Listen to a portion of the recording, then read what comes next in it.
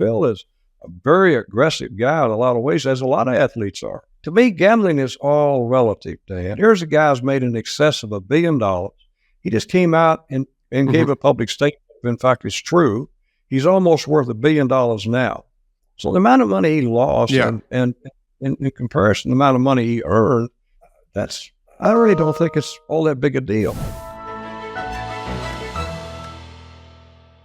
Foreplay, presented by Barstool Sports. This show will be coming out on August 24th, 2023. A little bit of time warp again. Busy, crazy week. We got Barstool's 20th Anniversary Awards Wednesday night in Boston, which I'm going to talk about a little bit because 20 years of Barstool is pretty fucking crazy to think about. But we've got the Tour Championship this week. Our merch has started to leak out. We've seen some photos. Trent Daddy is rocking that white hoodie with the red trim and the red Tour Championship. How fresh is that, Trent? It's very comfortable, very fresh. Got a little Barstool Golf on the sleeve. I don't usually wear white hoodies, but the way I'm looking in this camera right now, it's clean as fuck. So yeah, it's very comfortable. Go out there and get your Tour Championship merch because it is nice. New white kicks on too. What are those? Oh yeah, I got new shoes too. Wow, some New Balances. Yeah. Hell yeah. So just the outfit feels good today. It didn't feel good when I woke up, but then Alex Bush handed me this Tour Championship hoodie, and it turned my day around. That thing is excellent. I think we got. Are we going to get some Tommy Fleetwood appearances this week in some of our gear again? I feel like that's a staple, and we're kind of working on that. Dan Rappaport's on site. Yep, he's on site, and he spoke with Tommy Fleetwood and his team. And Tommy, the first thing I think he said to him was, "I want a Barstool Sports head cover for my putter." So that's pretty exciting. I mean, I don't know why Tommy Fleetwood loves our merch so much, but every time we see that guy, he goes, "I want more." So we're sending him, I think, like 45 putter covers. Yeah, there was a lot of back and forth. I think the key is just get stuff to him. He just wants our stuff is kind of what it appears. I don't think as much stuff as possible. Just get him stuff. Just get him stuff that he can then just rock. He literally wore it. Was it Sunday of the Players' Championship when he wore that hoodie into the clubhouse and they happened to put out the Players' Championship splice up TikTok of everybody arriving, and Tommy just arrived in a Barstool Golf Players hoodie. So the more opportunities we can set that up, set that stage for that to occur, I think that's a win for the boys for sure. He wore it 7 days in a row and was complaining to us that we hadn't posted a video of it.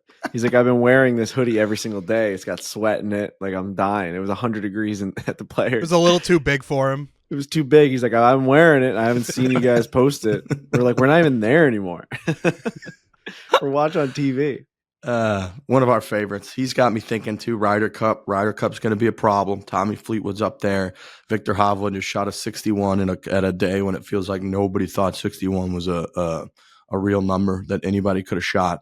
I saw the Matt Fitzpatrick clip of him afterwards, just calling him like a little shit, and then being like, "Yeah, I mean, there's literally nothing I could do about a 61." So Victor Hovland's playing great. Matt Fitzpatrick's playing great. Rory's always playing great. John Rahm won the Masters this year, always playing great.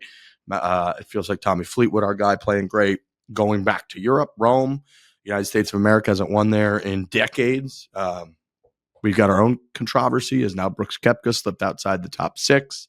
Will they take him or will they not take him? I think they're obviously going to end up taking him. But yeah, it feels like Europe's peaking a little bit right now, if I'm honest with everybody.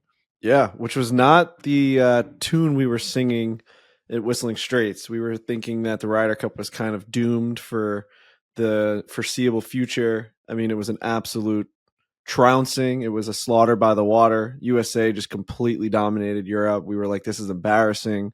We were celebrating by, the second day, essentially, knowing that it was a victory. And now it looks like the tables have turned. Somehow, some way, the Europeans have just caught fire. It's not really somehow, some way. They have some of the best players that are on tour. You've got Victor Hovland lighting the fucking world on fire. Shot 61. What was it? 28 on the back nine, which is just the most hilarious number of all time. That number makes no sense, but yeah, it's these guys really, really have, taken control over that team, and they've stepped up. And if you're a European fan, you're like, holy shit, we're back. Like, that's got to be pretty exciting. And going into Italy, I think all golf fans should be excited. That's going to be kind of a heavyweight bout. You got a big title fight now. This is not just going to be some pushover event. The Ryder Cup's going to show up. It's in Rome. The Coliseum is there. You're talking gladiator fighting gladiator. You're talking big time, lights come on, prime time golf at 2:00 in the morning. It's going to be pretty fucking fun to watch. I don't know if I'm allowed to talk about this, but at the Colonial yesterday at the Barstool Classic, I was on the 7th tee, the long drive hole, the TaylorMade long drive hole, and a guy came up to the tee box wearing 2025 Bethpage Black Ryder Cup merch. And I was like, where the fuck did you get that? Like, where did you get that? Because we've got 2023 merch and it hasn't even happened yet. And people are like, where did you get that? And he was like, oh, I work for PGA of America. I work for the Ryder Cup side on the American side. He's like, I live now in, near Bethpage Black. We're starting to set up. It's in a couple of years. And I was like, oh, wow, there's, we got the 6 guys already in, the 6th pick. Like, who do you think it's going to be? And he was like, I actually know. He's like, I can't tell you, but I know. I know who's on the team. And he wouldn't tell me. We stood on the tee box for 10 minutes, and I kept dropping hints like, yeah, man, JT hasn't been playing well, but I wonder if he's going to make it on the Ryder Cup team. And then I would just let the silence sit there, hoping the guy would say something. He was saying they know, because they got to get all the stuff ready. They got to fill out all these forms. So the picks were in. He knew them, and I could not get them out of him. He was like, you're a member of the media. If I tell you, that's not good for my job. But he knows the picks are in. Stunning. I would say it's stunning in that this fella knew and had the 2025 Bethpage gear, because that's pretty fire. It is not that stunning, I would say. I think most people feel it's a little bit like the political world, where when Zach Johnson, who said earlier this week, there's still 20 guys that I'm considering. That's no offense to your guy, Trent Ryan, and that's not really, in line with a lot of the values from Cedar Rapids, Iowa. But I think this is above him. I don't. There's no way he's got 20 guys that he's considering for this, right? Nobody buys that. No, but this guy knows. He is on an email of hey, here are the 6 picks. It's not like, there's a small pool of people, which there are. I agree with you. But this guy knows. This is like knowing the president who won the presidential election 2 days before everybody else knows.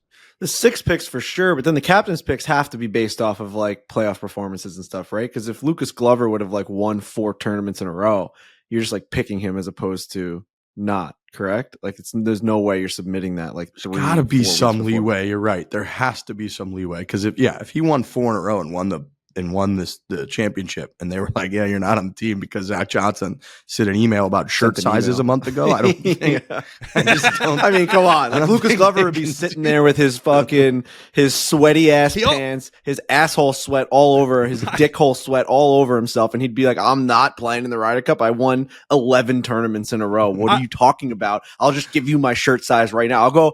You know what Lucas Glover would do? He'd go to the fucking pro shop in Italy and probably buy a Barstool Sports Ryder Cup merch and just be like, I'm on the team now. I would also take this all with a grain of salt, because that same guy told me, he was like, yeah, it doesn't matter because the picks are coming out later today, which was yesterday, and the picks have not come out to my knowledge. This guy's a compulsive liar. He probably was this guy's setting up the stanchions by the coffee hut on the 3rd hole. You got to understand, I was listening to him because I was so...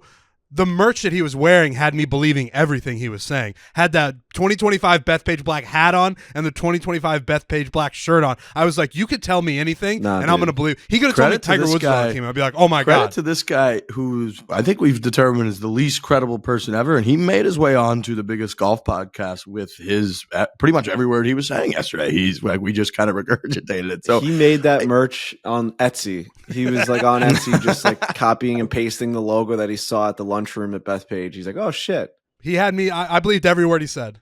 Yeah, I think it was the subpar guys who had Zach Johnson on this week, and I saw a clip that was huge day for you tomorrow, which I guess was yesterday or today with yesterday with the top 6 picks being officially locked up on points, and even my brain was like, is he making all of his picks?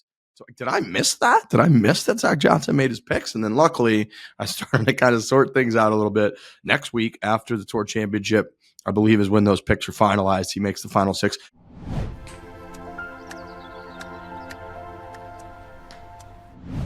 Chevy.com/electric. I need you to go there right now. I need you to check out this fantastic reality that we're living in, where all electric has met Chevy and the bow tie and the entire deal.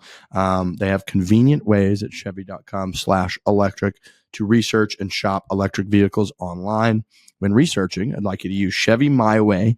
Vehicle specialists and hosts will give a virtual tour and help answer your questions. So anytime you've heard us talk about this, if you're confused or you're wondering what your different options are, or you're wondering really anything at all, these virtual assistants will help you out.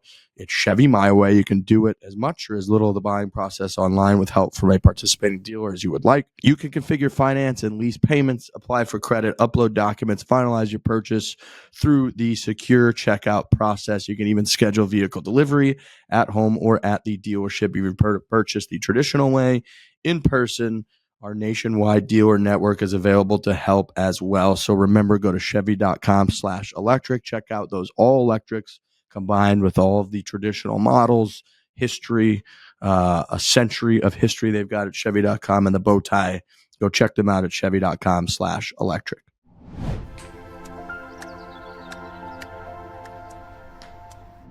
Dan's on site at Eastlake. He's back doing his thing. He's recovered from Africa. And now he's at press conferences. He wants to be there. He's doing his TikTok videos. He's doing the Dan thing. We got Billy Walters coming on this podcast later, which I'm devastated. I'm going to have to miss that due to travel issues that we've got. But Billy Walters, you guys are going to handle this.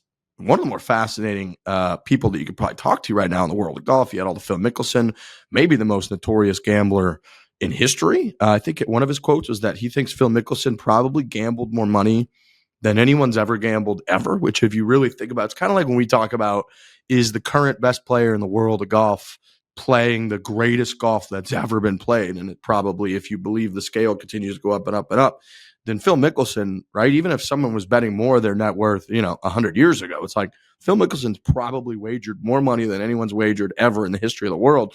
And this guy was his fucking bookie and went to prison for a lot of the stuff that he did. That's fucking wild. That's wild. That is wild. Yeah, no, that's a stunning, like, stat line on Phil Mickelson to be the guy that spent the most money ever on sports is crazy to me. Yeah, I mean, who else would it be? Michael Nobody. Jordan? I mean, there's definitely some big fish out there that we don't even know about. Yeah. Right. Like some billionaires that are doing some crazy shit. True. Like, I'll throw fucking 20 mil on this game. Like, holy shit. Okay. Like, let's go. There's definitely some back room behind like hidden doors shit going on. There's that's true because too, like, there's a couple Vegas, they're not even really like promoters. They're like the guys that handle the big whales that I've been lucky enough to spend a night with at dinner, whatnot. And they're like, no, you got to understand our entire business. We have like 2 jets, and we will just send a jet anywhere on earth to pick these guys up and bring them to Vegas. Yep. And they will spend $100 million they'll lose in a weekend because they've just got, and we're seeing it with the Saudis building this $1 trillion line city thing. Like, there's a level of money where paying Phil Mickelson $250 million doesn't matter. And if you go to Vegas on the weekend and you lose 10 million, 100 million, it doesn't really matter. That's got to add up higher than what Phil Mickelson lost for sure. 100%. You don't think some of these Saudi guys are like gambling on a soccer game and they have like everyone in a room and they're like, we'll just throw $600 million on this game, and if they lose, we'll like execute the fucking goalkeeper or something. Phil is the one that we know about because he's so public. He's the most public, highest gambler that we have ever seen. It reminds me of that the Entourage episode when Vince ends up, who's he with on that like beach house where he gets looped into betting like $100,000 on a game or something. He has like no money at the time. Who's he? Fuck. And he's like hooking up with what's his face's daughter. Who's the fucking celebrity house he's at there? But that room image of who the fuck was it? I can't think. Is that the one where the guy falls asleep and forgets to put the bet in? Yeah, exactly. But that scene reminds me of all these people sitting around the couch. It looks like they're just chilling, and the Saudis are all in for like $50 million each on this fucking game that they're watching. Dennis Hopper. Dennis Hopper. I had to look it up. I didn't know. Anyways, it's Eastlake Tour Championship week this week. I'm sure you're going to see a million clips of Tiger Woods coming up the 72nd hole with Rory McIlroy and the crowds and the whole deal. That will, forever be cemented in my mind. It's, I think, $18 million is sort of what's up for grabs now. They've just continued to escalate it. You got the net scoring system that we've had for years and years now, which is very funny. I don't know how much more we could talk about that. We made fun of it for like 5 years straight. But we do have the merchandise there. So if you're in the tent, if you're in Atlanta, go check it out. Go get it in the tent. I believe, unless there's some rogue website again that's selling it where we're not, that the only way you can get our co-branded merchandise with the Tour Championship is in the tent at the Tour Championship, from my knowledge. Yep. Or if you're Tommy Fleetwood and you have Dan Rappaport out there, who's basically going to be your personal assistant and go find you a Putterhead cover and bring it to you, I think you have to go to the tent and acquire it. And then on that merchandise front, the gear is awesome. Trent Ryan looks amazing in that white hoodie. Next week, I believe. So right around that time when they announced the captain's picks and everybody's talking Ryder Cup, we've got co-branded Barstool Golf, Barstool Sports, Ryder Cup merchandise that Frankie's been teasing it. I've been teasing it. Trent's been teasing it. We've all been teasing it. Is fucking unbelievable merchandise from a million different standpoints on the quality of it, on the look of it, and on just the reality of it. The fact that we have Ryder Cup merchandise, it's unfucking believable. Yeah, it makes no sense to me, honestly, that we are putting, the red, white, and blue, and it's official on our merchandise. I don't know how this has gotten to the point that we've gotten. We've got a lot of America stuff on here. I mean, I'm looking to my left. I just got a bunch of America stuff here, and it's the American team, and this is our guys. These are our players. This is our country. We got our logo on it, and we got the Ryder Cup logo. Like this shirt right here. A bunch of things are gonna fall right now. Oh no, that was pretty smooth. This polo right here is as clean as it gets, man. Look at that logo. Are you kidding me? It's so nice. There's nothing that's ours except for it's actually made by us. Look at like the tag is ours. But other than that, it's just a Ryder Cup shirt. And it's as clean as anything we've ever made. It's so nice. Right? Like that's just Barstool Golf. That's all that is. I wore that to the Barstool Classic Boston last week. I wore that polo. No preface. I didn't alert people that it was coming. And the amount of compliments that I got from folks, Mrs. Portnoy, cousin Linda, she was over the moon about that thing. Everybody on site just said, that's one of the cleanest shirts I've ever seen. Riggs, where'd you get that? And it's true. Clean. We even have it on a couple of our, I think, accessory items. There's only like one of the hats. I think the hat that we've been wearing, it has a Ryder Cup logo on the front. It says the course, which is Rome on the side. And then it just has on the snapback, there's like a little B cross T Barstool Golf logo. But other than that, it's pretty much Ryder Cup. It's clean. Ryder Cup's also always one of my favorites for apparel gear type season because it's right on the edge of when summer's ended, fall's begun. It's crispy in the morning. It's crispy at night. You can get away with hoodies, pullovers, pants. You can get away with short sleeve shirt. It's kind of that kind of season. So the fact that we're going to have our Ryder Cup gear gives us a lot of options, and we're going to unveil and roll out. I guess roll out would be the proper term. That entire fucking line of gear next week is when that's coming out. Dude, it is a big moment for us because I can remember a time, the year was 2018. And the Ryder Cup was happening, and Dave Portnoy was ripping me and Riggs a new asshole just because we weren't blogging enough, we weren't tweeting enough about. It was the Patrick Reed, Jordan Spieth, Patrick Reed, Rory McIlroy year, and like I just remember getting yelled at because we weren't blogging or whatever enough. And we calmed Dave down because we sold a Patrick Reed, Jordan Spieth, American Guys shirt. And like we're going to sell a bunch of shirts like it's Ryder Cup merch, people. It's the greatest golf event in the world, and we're going to sell a bunch of shirts. Fast forward 5 years, now we're co-branded merch with that very same golf event. It really just shows how far we've come with this brand and with the merch and with everything. It's very, very, very cool for us.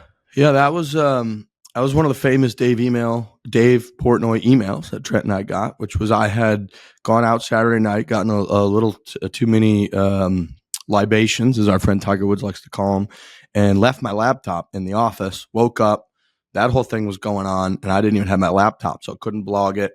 On my way to the office, me and Trent got an email that said in all lower caps, just a normal first sentence, said, "Hey guys, like, good morning, anything going on in the Ryder Cup?" And then 3 spaces down, all caps, said, "Wake the fuck up." It was just not a good email for me and Trent to get, and we kind of salvaged ourselves with those American Guys shirts, which ended up getting C&D'd, I think months or maybe years later. We sold quite a few of those, and bang, now we're here with our own merchandise. But yeah, come a very long way. Barstool's come a long way. 20 years for Barstool Sports. I remember first reading Dave in the library in college in like 2008, probably.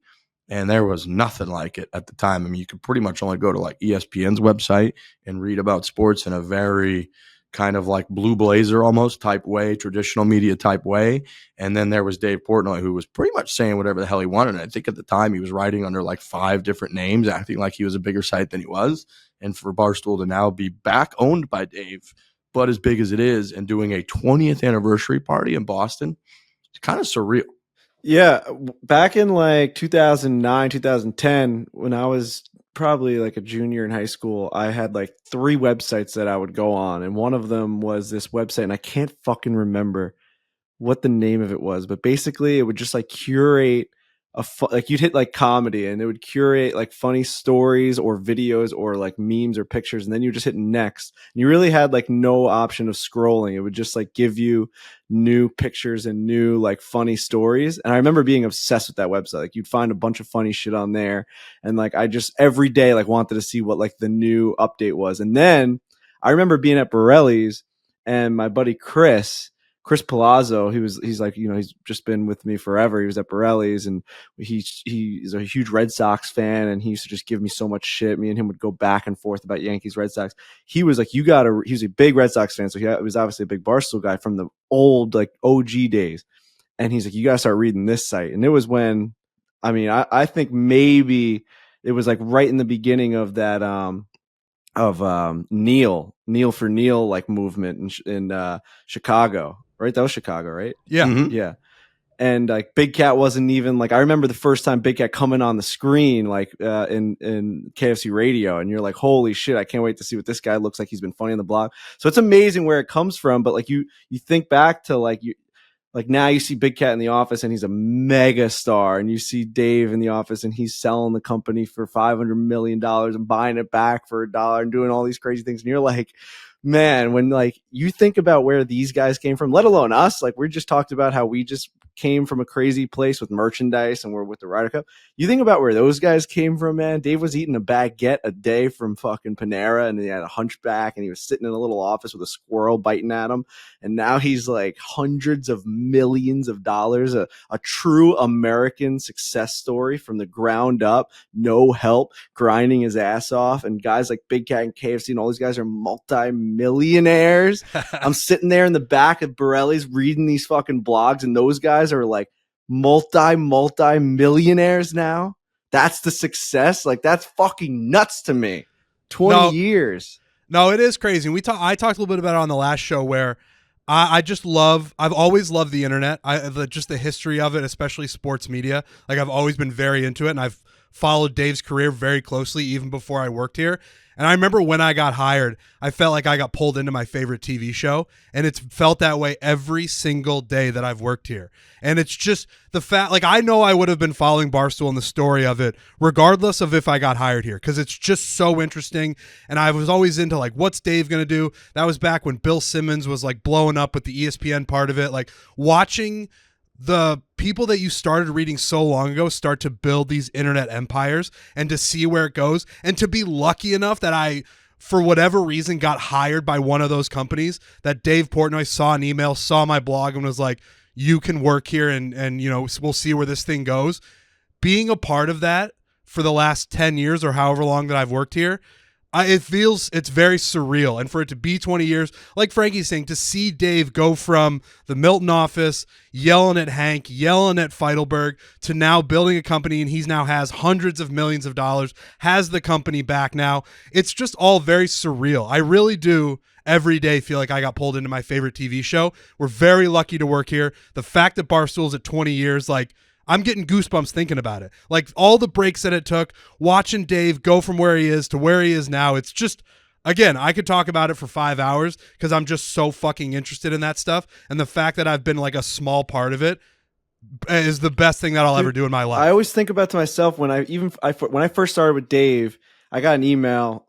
I got the job, and he emailed me. He goes, "You're my guy." That was in the fucking title. And it was like, "You're now in the Dave Portnoy business." And I remember getting that email being like, I think I know what that is, but I don't truly know what he meant by that. It's like the most insane email I've ever gotten. It's like, "You're now in the Dave Portnoy business. Happy to have you." And I'm like, all right, boy, do I know what the Dave Portnoy business is now after fucking 8 years. Dude, I'll tell you what it is. It's a cancer-like feeling right below the stomach and right above like where your appendix should be. It's right in there. No, but like you like I was just gonna say real quick, like when we first started doing pizza reviews, he had done them already, and then like he said he was going to come to New York. We were doing them every day, and I remember starting there. We would just be able to go to pizza places, and people didn't know what the fuck was going on. Like this guy's coming in ordering pizza. I'm outside filming it, and like no one knew who he was in New York City. Like no one knew anything that was going on. Like they're like, why are you filming me outside my pizza place? Now the guy, you fast forward like 8 years, and now the guy has a pizza fest at Coney Island with 6,000 people showing up. The guy can't even walk into a pizza place without the place like burning down out of excitement. Like how it's gone, like when you just like blink and then you just fast forward to all the success, it's actually like mind numbing to think about putting yourself back in the situation like where we were in that old office, and like you couldn't even envision that type of success. You were just like, we were just going day by day being like, I don't know, it's a fucking sick job, but like I don't foresee that being the future. I never envisioned it essentially taking over the internet world. Like Dave took over the internet world. Dude, talking about that first email you get from Dave, I remember mine. I had started a blog. I was writing for like 5 months to nobody. And I was just trying to write funny stories, writing like 10 blogs a day about Iowa stories in a Barstool way. And then I got sort of in trouble with the University of Iowa for selling these Fran McCaffrey shirts. And that's why I ended up emailing Barstool. And I put a link to my blog in it, just thinking I would never get a response, but why not? And I remember getting the email back from Dave where he said, and remember, I'm a security guard writing to maybe my 4 friends who are reading my blog. So I don't even know if it's good or not. I just I feel like I can maybe be good at this, and it's something I want to do. I'm doing it for free. So I send that email. I get an email back from Dave where he says, you're a small operation, so you're going to have to take the shirts down, whatever. But you're a good writer and we like the blog. That validation, that's like the best thing ever. Hearing from a guy that I have been reading for so long and I think is the funniest guy in the world, for him to be like, hey man, you're writing, we really like it and I think it's good. I was like, that I could die now. That's if my life had stopped right then, I would have been like, I did something that was worthwhile. And then, we've been going for 10 years or whatever. But that moment where you're like, oh, the thing that I thought I might be good at, a guy who I love thinks I'm good at it, is the best. And we're kind of sucking the whole company's dick right now, but that's genuinely how I feel.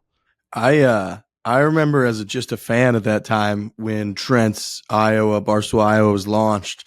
And it's very funny to look back at now that this visionary that we all report to, Dave Portnoy, was like, we got Barstool Boston, we got Barstool New York, Barstool Philly, Barstool Chicago, and we're going to launch Barstool Iowa. And this fucking guy is just going to write about stuff that goes on in Iowa. And that's what you did, Trent. And it was just the contrast between the other shit that people were writing and then like there'd be an update from Barstool Iowa and it would just be like a train like ran through like when it wasn't supposed to. I remember some guy got stuck in like a corn silo and I was like, all right, this is what we're writing about. It was bizarre, but it's crazy, man. I want to puke reading this email back. Just even what I responded with, I'm like putting myself back into this world. Dave writes, hey Frank, which is insane. Hey Frank, great meeting you Friday. I want to hire you as my right-hand man. You are now in the Dave Portnoy business if you want to be. Let me know if this works for you. First day would be October 3rd. And I wrote, I absolutely accept there's no one else I'd rather work for and learn from. Can't wait to get started. I wrote, Viva, Frank. and then basically he's like going back and forth. And then I fucking I sold my soul to the devil here. I had never worked at anywhere other than Borelli, so I had no idea what to say here. And I go, so basically he goes, this is a full-time gig. Like, this is it. Like, this is your spot. And I said, going into this, after speaking to Erica, I assumed this would only be a couple days a week unpaid internship.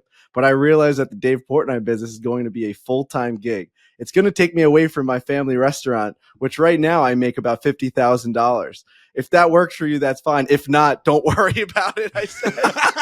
I said, I'm just happy for literally anything at this point. I want to be on board. I'm happy to start with what you feel is fair. I honestly am not familiar with salaries of this position, as I don't think it's ever been a real thing. It's so true. That position of being Dave Portnoy's guy was not a real thing. I remember sitting there and I'm like, I could have maybe asked for a little bit more. I mean, I was just like grinding in New York City, fucking paying rent and doing all this stuff. I was barely making $1 in New York City, making like $49,000, $999. So yeah.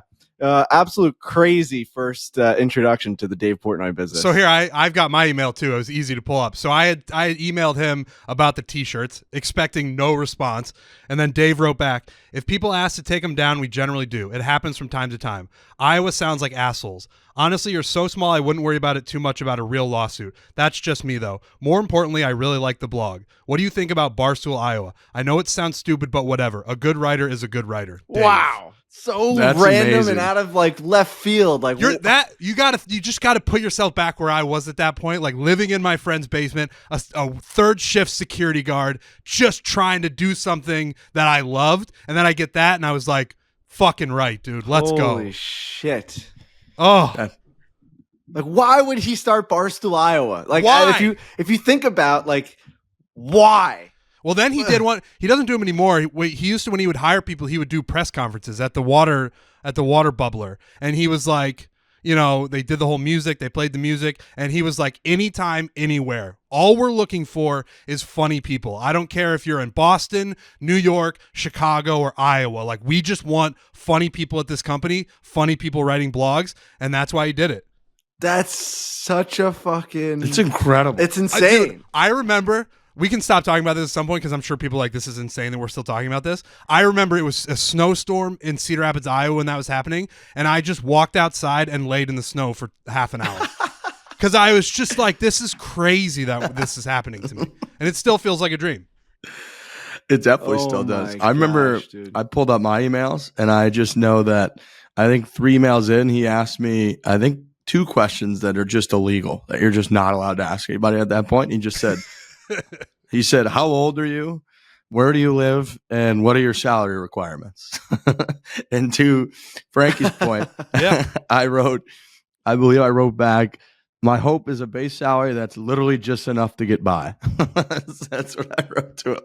And that was pretty much it. And then he was like, "Let's go back and forth.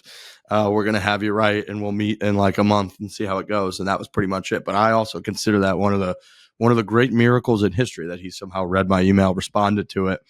Like, what is that guy doing at that point in his life, reading random emails from people? We know, like, we get a million of those. You get DMs, you get all kinds of stuff. Like, actually reading and having the time to like try to pick people out that are good and talented at the point that what Barstool is at is pretty shocking and kind of miraculous. So Oh yeah, my God, if I tried to get a job now, I'd be laughed out of the building. Like with my previous, I had no skill. I faked it until I made it. I had Millmore teaching me how to edit videos every single day to try and get pizza reviews out. I had no idea what I was doing. I literally went in for the interview to try and like clean the floors. I was like, I'll clean the floor. I don't really know. I don't care. I just want to be here.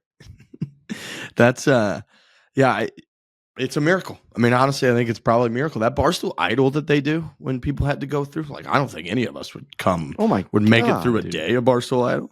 Well, if we're being technical, I actually did it and I won, but I got to move to New York, even though I already worked here. But That's true. That's true. Yeah, man. Fucking nightmare. we're basically like, have you seen Fight Club? Mm-hmm. Yeah. We're like the people who are hanging. We were the people hanging out in front of the porch, just like waiting to be let in. You just hang on the porch for long enough, and Dave's like, "All right, you can come in." We got in. Somehow we got in. Here we are. 7 years later, 8 years, 7.5 years later for me. Yeah. So I imagine people are going to see a lot of this type of content Wednesday night, which was last night, or today, Thursday, as Barstool from the award show. And I don't even really know what to expect of the award show. I know they're giving out awards. I think they're going to probably be pretty sarcastic, like the Dundies a little bit, and probably a few that are pretty real. There'll probably be some real feels out there, some good laughs. I don't know. I don't really know what to expect. I don't know who's planning it.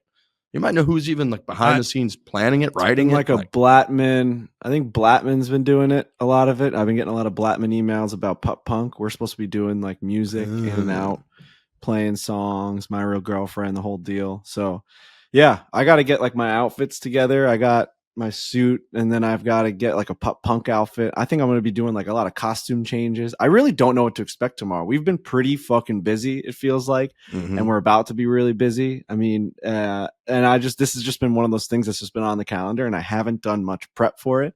And I'm just going to be on a stage tomorrow night. That's tomorrow night, and just. I really don't know I don't know what to do. So I think that's very Barstool to really not know what's going on for the Barstool 20th Awards. Yep. Perfect. Being prepared. That's absolutely perfect. Not very Barstool. Me and Frankie just were getting texts from our friend Matt Duchesne about the body fat situation. And you actually, Frankie, so Duchesne, we obviously talked last time. I think you said 14% was your body fat that you got, Frankie. That was your from this. Yeah, I said it was that scale that said like 14.8% or something like that. He said the scales. First of all, the scales are not legit, but 14% body fat is actually quite good for a non-athlete / hardcore rec fitness guy. Hockey players are all between 8 and 12%. Anything lower than that, and you usually burn out during the season or get hurt. Just wanted to give you a little positive reinforcement. So I feel like that's great news for us. Yeah, it seemed like a little dig at Barzell, who's like 4% body fat, and he's saying he's going to burn out. But, okay. I gotta let the cleaning staff know that. I heard a knock from somebody. I was like, if it's Frankie, that's weird. Who's coming in? Frankie, is this room just that you do the show from? Is this just specifically a Frankie room? Mm-hmm. Yeah. It's everything. I mean, if it wasn't mine, I really fucked it up because it's just everything about me in here. It'd be weird if someone else was in this room with me. But it's just like a little office that we have upstairs, and we got too many rooms. I had to make one of them. I don't have any kids or anything. It's just not yet. Yeah, not yet. Not in the cards right now. Hopefully. Hopefully. All right. Yeah. Okay. Yeah. It's good. Right. These fucking, just like the bullet points of life. I'm just checking them off. So it's like at some point, one of these rooms are going to be turned into something pink or blue. Right. If you're looking at a trajectory, like you're just marking the boxes. You got married. You got a house. Now what? We got enough room for them. So who knows? We'll see. We'll see. I don't know. I think it's my decision. I get to stage is set, see what right? happens. It's kind of It's sort of what it feels. It ultimately comes to my decision, does it not? I feel like it's a split-second decision. It is, you gotta but make. I think the way it works is that it ends up being my call. Yeah, I think. But I'm pretty sure. Unless it's be expected to be in the most rational mindset when you have to make that split second decision. Right. Dude, think of all the generations of human that have gone on. That moment, they're all like, I'm just gonna do it. I like the pull from nature is so extreme that people are like, I'm just gonna do it. I'm just gonna fucking do this now. What a thing to talk about on a golf podcast. Yeah. All right. Only 4 more Barstool Classics left this year after a fantastic showing at Colonial Springs. Nice day in New York. It did get a little hotter than I expected. But just a fantastic turnout. Really good scene. People were into it. Mr. Borelli was cracking me up. That man was just made for social media and for the cameras. At one point he walked on. I was holding down the putting contest situation. At one point he walked on the green with his putter. And he just looked at us. He goes, "You better get that camera rolling." That's what he said. He walked onto the green. So yeah, lovely day. I know that's your guys' home spot. What a like serene hidden experience out there. The clubhouse looks like it's like on the Hamptons. It's got like this old but beautiful look to it. The course, everybody was raving about the golf course, saying they could not believe, because most people, it's a private course, had never played there before. It played very difficult, which is kind of what we had heard and expected, but people were going nuts about the course, about the experience. That little chipping mat with the 18th green and then the putting going on there. It's just kind of a perfect venue, I feel like. Yeah, it's a great spot. Shout out to Dan Spasado, the PGA Pro there, and Gene, who's the super, who's got that place absolutely dialed in. People that play a lot of Long Island golf that are used to the greens being the defense of golf courses, because we don't have much land on Long Island. So all these like old school country clubs, places like Engineers Club and Garden City, where like you feel like it's pretty easy to get down the fairway and towards the green. And then once you're on the green, even Rockville, it's like, holy shit. Like we did all this work we did little amount of work to get onto the green. And then now it's like the whole day started once you get onto the green. Colonial it's a fair. There's not crazy undulations on the greens. There's not crazy swales and like mounds but they're fucking fast, man. They were running like a 14 yesterday, and every single person that came off that golf course was like, these fucking greens are a nightmare. So it does. I mean, it makes Trent probably feel better that we do all these breaking 90s there, and everyone's like, how the fuck do you even come close to breaking 90 if you've never broken 90 before? Dude, the number one piece of feedback I got was people saying it's crazy that you try to break 90 out here, which made me feel so good. I wish every single person who watches our videos would play the golf courses we play so they know, because it's easy to be like an armchair quarterback when you're watching a guy really struggle on a golf course you've never played. But like I said, that everybody who came up to me on the 7th hole was like, the fact that you come out here and try to break 90 is absolutely absurd. So that did make me feel better. If you don't have your A game out there at Colonial, it's over. Yep. Because like you can't miss the fairway. There's fescue on the left and right of every single hole, and there's OB left on like 7 of the first 7. The first 7 holes, it feels like, of Pines is just OB left. So if you have any sort of pull, or you're just not hitting it, or maybe you play like the Trent Ryan cut and like it just doesn't cut as much as it should, but on a normal course it's just under the trees. Here it's OB. It's like, fuck, man, it's a tough course, but man, the place really, really did well. I'm really proud of the club because they were excited about it. It's their first time hosting anything like that. So yeah, good day, really good day. My dad was out of control. He was shit-faced last night. I mean, him and my father-in-law played with my buddy Axe and Andrew, and they said, my buddy Axelrod said when they were on the 18th hole, he said to Andrew, he goes, this is the 18th hole? And they're like, yeah, they were all so mad that the day was over because he was watching my dad and my father-in-law play, and they were just a cartoon character. At one point, my dad like hit it into the water, and then Don threw him a ball and it went over his head and into the water, and they're all like falling on their backs laughing. Like every ball that they touched was just ending up in the water, and my dad's trying to make all these videos. Then they ended up playing from the red tees. My dad's like, I'm fucking done with these back tees. My dad teed off from the red tees at every single hole because he's like, I'm not winning this thing. I just don't care. Also, like they didn't even submit like a handicap. So like people are looking at them from other holes, and my dad's dropping balls in the middle of the fairway, and people are probably like, who is that guy trying to compete for the Barstool Classic? Like he's an absolute clown show. Like like Andrew was saying, people were looking at them being like, if they submit a score today, like we're gonna have we're gonna have to kill them because they're clearly cheating out there. He's just dropping balls, hitting 3 woods. I think he teed one up in the middle of the fairway to try and hit the green on a par 5. So like he's had the time of his life yesterday, which is what the Barstool Classic is like.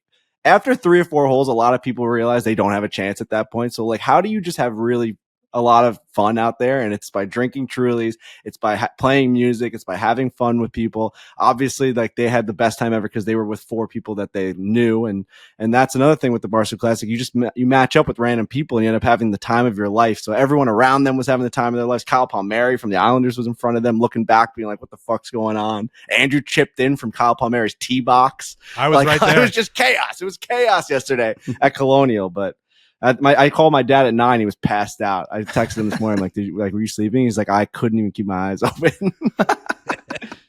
Good day. Perfect. Yeah. Absolutely perfect. Yeah, it went great. We had a bunch of folks. I think we had like 12 people from the NYPD that were out there. We've had a great relationship with them. We've raised some money for different causes. Barstool's always kind of gotten behind law enforcement, behind first responders many different times throughout. Obviously they deserve it. They put their lives on the line. They're at risk all the time. Incredible history, obviously, around this part of the country with different things that have happened, different moments where they've stepped up.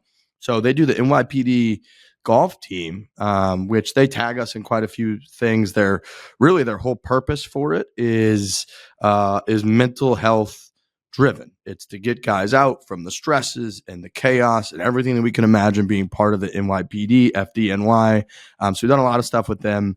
We took care of a handful of their teams and said, please come out, play. They thanked us in a lot of cool different ways. They made a golf bag for me. I saw different head covers they were giving to guys. I got a really cool ball marker that they made, that anything where you get the badge and you get a bunch of the different slogans, New York's finest and all of that. And then TaylorMade had made these head covers and bags for them that are off the charts.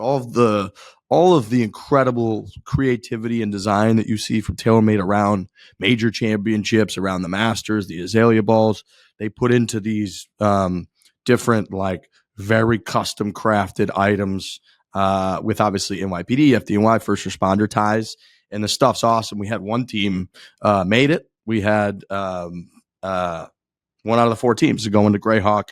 That was part of the NYPD crew. So yeah, awesome stuff from them. Obviously, New York Police Department is important as it gets, and for them to be out there having a great time, nicest guys in the world, it was nice to see. So yeah, it was a full New York experience. Frankie, you posted that picture of your dad and your buddy who stopped by, the police officer, looking like a hunk of beef, your friend. That was I saw that picture of him. Dude, he looks unbelievable. yeah, he's ripped. He's absolutely fucking shredded. He's got like in his he's like in some, we could probably bleep out his name actually. I know, I didn't want to say his name. But he was he's like I guess he's like sort of a detective, so he doesn't have to dress in like the full police gear, so he just has like a movie. He looked like a movie version of like a detective. Like he was trying to look hot on set, pretty much. I don't think he has to try very hard. I think he just is fucking killing it right now. He's just killing it right now. Yeah, I posted that picture of my dad getting arrested because he hit too many balls into the 18th hole. And my dad's got a cigar in his hand, his eyes are half open, and he's fucking hanging out of the golf cart. Oh my god, So what a gong show those guys are. Just an absolute circus.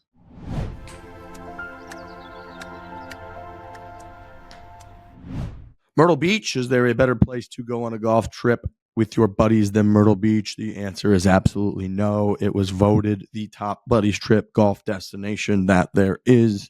Myrtle Beach, South Carolina. It's the golf capital of the world. If you like to golf, you like having a good time with your pals, if you like making memories that will last a lifetime, then you have to go to Myrtle Beach.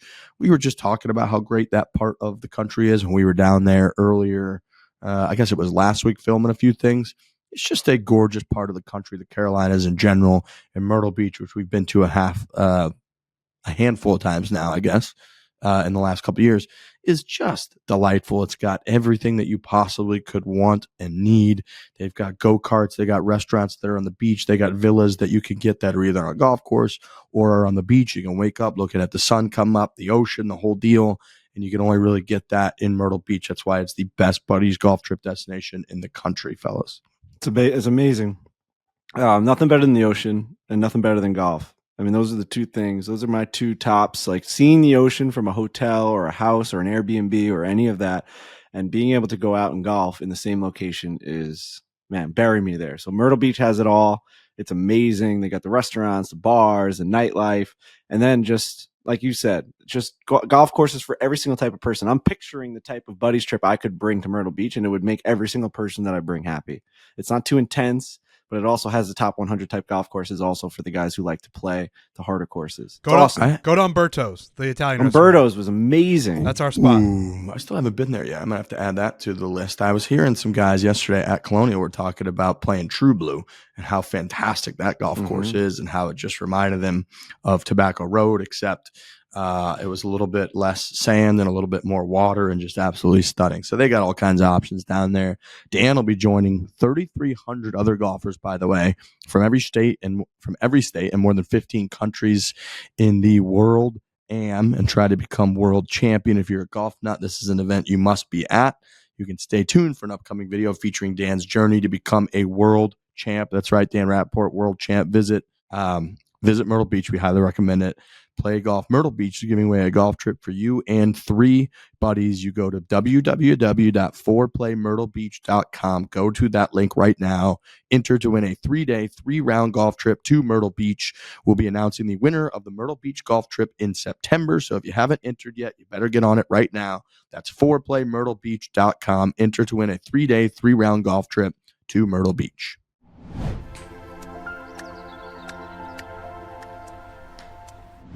Shout out to the BMW Championship, the crowds out there. Tuning in Sunday to the whole scene at Chicago, that back 9 closing stretch. There's that like amphitheater around, I feel like it's like 16 or something, where they were doing these drone shots and panning around, and it looked like chaos there in a really good way. It reminded me a little bit of Kiowa Island when Phil won. Some of those, like, that was Yeah. right when we came out of COVID, and that whole scene around 18 and 17 as the crowds were kind of converging on the only groups that were left out there. Chicago showed up in an amazing way. You don't get that every week. Memphis, it felt like, again, was drained. People were too hot. Lucas Glover in the pants. And every hole he's putting his whole body, it felt like, in the ice cooler because he's dying, and it just drains the energy, whatever. Fans were turning up in Chicago. I know Max Homa got into it with one, which you're going to get that a little bit. I like that he went back and forth with him, basically called him a loser, fine. But generally, I thought the Chicago fans showed up, so that was very cool to see. And then we'll have the finale event this week, and then right into Ryder Cup stuff. Which we'll break down a ton of that next week. Everybody, there's been a lot of conjecture and the whole deal. We'll know who's on the team. We'll have Ryder Cup gear out. We'll kind of ramp all that shit up. But only got 4 Barstool Classics left. We've done 21 so far this year. I think we're only in Connecticut, Philly, West Virginia, and Charlotte. And then after that, we got a couple months off, and we got the Barstool Classic Championship at Greyhawk in early December. We've got a couple trips coming up in a few weeks now. It feels like, less than a month. We're going to be we're going to be all over Sand Valley. We're going to be all over Wisconsin, checking out the Wisconsin golf scene. We dabbled a little bit. We've all dabbled a little bit in some trips we've done together. We were up there for the Ryder Cup. We've played at Erin Hills once or twice, sometimes together, sometimes on our own, whatever. But we're gonna do a full travel series of that Wisconsin area, and I'm very excited to get those videos cranking, get the whole crew together. It'll be a lot of fun. And there'll be a lot of Ryder Cup lead up during that too. We'll be able to chit chat and have our gear and the whole deal. So that's coming. And then other than that, we're sort of like we're getting right into real sports season. Obviously football is coming back, and I was thinking a lot about it this last week. I'm a little bit bummed that I don't really know what to do about my football indifference. And I know, like, me and Trent have talked about this quite a bit with different sports teams. Frankie's obviously got the DNA of his sports teams, but, like, I really just don't have an NFL team because the St. Louis Rams and Stan Kroenke left.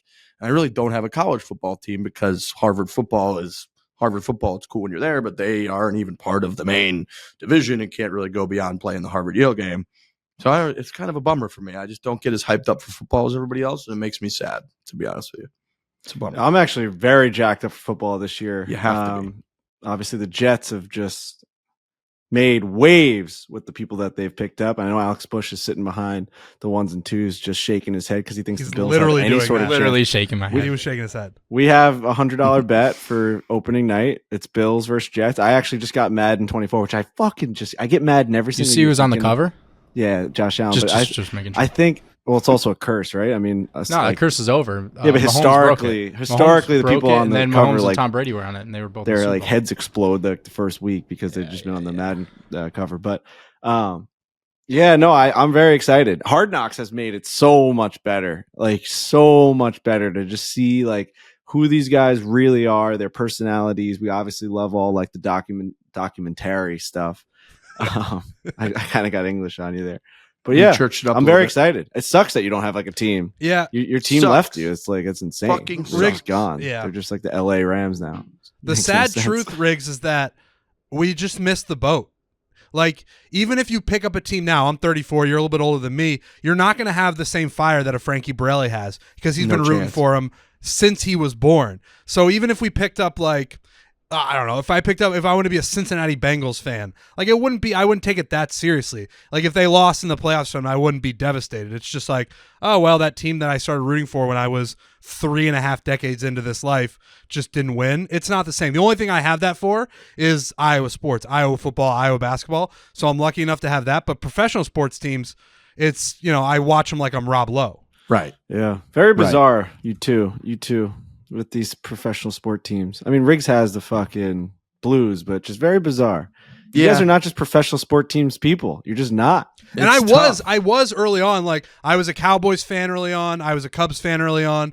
But then as I got older, and we have talked about this before, if you're not from the place where they play, it just feels different. It doesn't feel like I wasn't from Chicago. I wasn't from Dallas. I would just like those teams because they were good at the time. I have no real connection to them. Yeah, I do. I mean, how do you say that to like Frank the Tank likes the Dolphins? Yeah, it's fair. It's a fair point. There are exceptions, but I feel like he's liked the Dolphins for a very, very long time. Whereas it's at this point, it's like you're telling me I'm a decade away from truly caring about a team if I pick it now. It's like, well, that, what are we doing? It's like and you just picked it. Why'd you pick it? It's you just got to tell people that forever, and then you're trying to psych yourself up. It's just shitty. The closest thing I've heard is like for college football. I would love to have a college football team. Is somebody gave me the idea of take a couple credits at ASU so that I could technically claim I went to ASU and then just be a huge ASU football fan. That's not bad. No, and like basketball. And like, I don't know how to cook. I don't know if you can just take like some version of culinary classes at like a college like that and kind of double whammy it, where I now can maybe become a little bit of a more of a culinary talent than I am currently by taking a couple credits and claiming I went to ASU and then be a huge ASU fan. But other than that, I don't really know what I got. I just think it's something we're never going to have. It's sad to say, but the ship has sailed.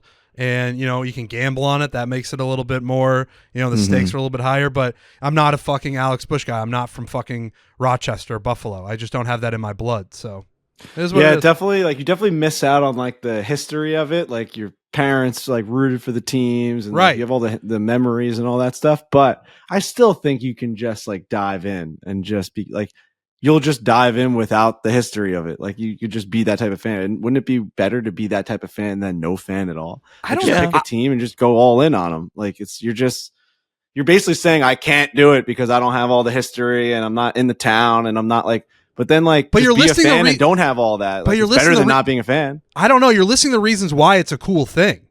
No, but like, I still think being a fan is cool. Like, that's the part that I think you're just glossing over. I just don't have being a fan of a team is cool. Like, turning on every Sunday, rooting for the same team, even if it's just you, and like wanting them to win, and like getting invested in the players and the storyline, and like after years and years and years, you just become part of that fan base. I think that's like a pretty normal thing. You just happen to not have the history part. But then when you converse with other fans of that team, they'll be like, why you became a fan? You have like your reasonings. Oh, I saw this. I like this. They're going to be like, you're a fucking poser. No, I fell in love with this quarterback, this whatever. It's just, that's the, I don't know. Everyone has their reasons. I just have the very romantic reasoning of like, you're an Islanders fan and like the island's on fire when they're in the playoffs and you're in the middle of it. And everyone you talk to is an Islanders fan. Like, and you're like, holy shit, are we going to do it? Are we not going to do it? And you're like, oh, remember this year when that was happening? Like, I'm listing the reasons why I think it's cool, and to not have that makes it like not a worthy endeavor for me. I think it's a small percentage of people that you're referencing. I don't think so. Fans of people are like, those are people from that area. No, I know. Have but loved like that the team diehards. I think there's more general fans than you expect. I think there's more people that just show up to like their first ever hockey game and they like fall in love with it and they just become a fan. Like, I think I'm probably in the minority of psychopaths that like live and die and like am talking to only Islander fans on Tuesday nights. And like, I out of the hundreds and thousands of fans, I think I might be like one of the psychos that like, there's probably like 15,000 of me that are like, that's all they do is talk about it. You're definitely on the crazier end of it, but I do think people who are fans of teams skew further to your side than they do to my side. They watch all the games. They keep up with them. They keep up with the like. I think you guys can be fans of teams. I think we're not saying we can't, but it won't be the same. Like, and that is the fun part of it. That's the part I'm missing. It's not like I'm missing just something to do for 3 or 4 hours a couple days a week. It's that I like am missing that fire, that caring about every decision that they make and who's looking healthy and if they're being ranked properly in preseason stuff. And like, you can't really. I don't know how much you can really fabricate that, and that is the fun part. That is the exciting part. But you live in Arizona. You could just become a Cardinals fan. Like you would be conversing with Cardinals fans. People move to states and become fans of those teams all the time. Like a lot of people do that. A majority of their fans probably might be the right guy. I needed you to channel some of your fire into me so that I could make that happen. Like a majority of the people in Arizona, not a majority, but a big chunk of people probably did that. They probably moved there from like, who knows, like Iowa or Colorado, and they're just like they just moved down to somewhere that was warmer, and now they have a football team there. They had the Super Bowl there like twice in the last 10 years. Fucking places lit on fire with football. They got big college football. I mean, come on. Like, there's no reason why you can't just like, what's your reasoning for being a Cardinals fan? Oh, I live here. Okay. It might be as easy as me right there. I need to just buy a cool hat. I think if I can just find a cool Arizona Cardinals that hat, might change the whole thing. I might just be in. I'm going to wear this hat all the time. You're in the walk brotherhood. around town with it. People are like, "What's up?" You're like, "Yo." Imagine, dude. One of the Dude, guys. imagine Riggs just buying a crisp new Arizona Cardinals hat and just wandering around town looking for people to talk to about this upcoming season. You guys want to Just talk about amazing. the team? Who Tell wants me to talk it a about little these? bit. Tell me. Yeah, that's what you couldn't. You just need to start asking questions like, "What do I do? How do I become an Arizona Cardinals fan?" While you're wearing an Arizona Cardinals hat. Just No, I'm it's closer Kyler now than I Murray was at the t-shirt. beginning of this conversation. I'm closer now than I was earlier, for sure. For sure. That's good. All right. I know you guys got Billy Walters coming up. I feel like we've already spoken for like an hour or so. I don't know that we really need much more. Anybody got anything that I left I think off I'm the off. list there? I got to go to pup punk practice, so I can't talk to fair. like the most incredible story of golf of the year. I have to go play the drums in New York City with Roan, Robbie Fox, and Caroline and Nick Hamilton. So that's what I've got on deck for me. I'm gonna miss the Walters interview. So Dan will handle it. I got nothing else though. Dan Rappaport will handle it. He's made for this, I feel like. Very much I'm so. trying to think. Mike Francesa was in the office yesterday. That killed me that we I weren't was there for jealous that. about that. fucking I That- was killed me. jealous about that. That's another thing where I didn't know about Mike Francesa until I started really following KFC because he's a huge Francesa guy. Francesa obviously had Mike and the Mad Dog, and that's a very famous sports talk radio show, maybe the most famous one. But I didn't. That felt like a very the Mad Dog Sports Radio 66 WFAN. Mike's on. He's ready to go on the fan. New York Sports Radio. Mike's on. Mike's on. Dude, there was nothing better in the world than when Mike and the Mad Dog came on. Me and my dad would rush into the car and we would listen to the Mad Dog's opening. He still does it on Mad Dog Radio, but he would go, "Good morning, everybody." And it would be the best fucking way. I would listen to it on my way to school. I fucking loved that shit. Oh my God. I absolutely loved when he came on. Oh, I loved it. I might like Mad Dog as much as I like Francesa. I swear to God. I think he's hilarious. He says Dude, Tuesday instead of Wednesday and instead of Tuesday. Hey, I Remember got Tuesday and Wednesday. we ran into him at Bethpage, like by the I talked to him shipping for like area. 10 minutes. And it wasn't as big of a moment for me because it feels like a very New York thing. And because I just, as a kid, I never listened to them. But I could tell when I met Mad Dog Russo with Frankie like couldn't speak. He was so nervous. Oh my God, dude. I could not speak. I was shaking. And he like was asking me questions. He's like, so like we were watching John Rahm chip and Bryson hit on the range and he's asking me like, "What do you think about this guy?" I'm like, "Holy shit, it's Mad Dog. It's Chris Russo. Are you fucking kidding me?" Oh my God. I love this shit. I get too fired up about everything. That's But I great. guess That's I- good quality to have. That's what's great about Way it. more interesting than fucking being boring about everything. Come on. That's who you are. Yeah. That's who you are. So your dad, too. Your dad was getting fired up about everything I saw yesterday. It's great. Oh my God. He loved everything. All right. Well, let's throw it to Billy Walters then, this is one I'm very, very excited to listen to myself. Fantastic tidbits. Some of the excerpts that have come out in the last few weeks are as juicy as it gets. Enjoy the Tour Championship, everybody. Go grab our gear if you're there, and then we'll have a big Ryder Cup unveiling of the captain's picks, merchandise, and kind of set our sights on the biggest event, really, in golf outside of the Masters tournament, I would say, which is the Ryder Cup. And we'll get all that going next week. So enjoy your weekend. Enjoy this interview and hit it hard. Hit it hard. Hit it hard.